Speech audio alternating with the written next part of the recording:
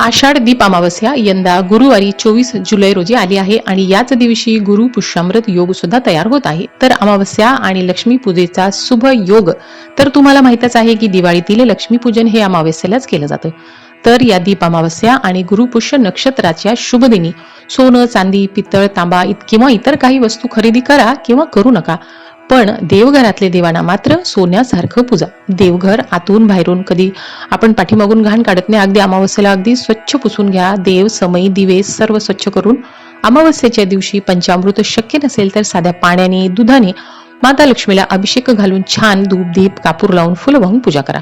तुपाचा दिवा लावणं शक्य असेल तर लावा आणि फक्त एक चिमूटभर कुंकू आपल्या उजव्या हातामध्ये घेऊन श्री सुक्ताचं पठण करा किंवा ओम श्री महालक्ष्मी नमः या मंत्राचा जप करून हे कुंकू माता लक्ष्मीला अर्पण करा.